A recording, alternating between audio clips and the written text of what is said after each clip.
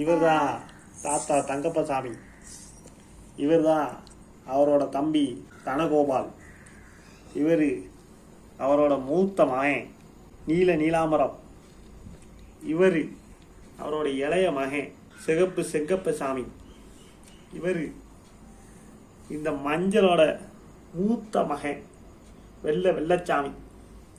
இவர் இந்த நீலையோட மூத்த மகன் நீலகண்டன். இவர் இந்த சிகப்போட மூத்த மகன் சிவானந்தா. இவரோட தம்பி மயில்சாமி. இவரோட மகனுக்கு பிறந்த மகன் கடைக்குட்டி சிவத்தம்மா.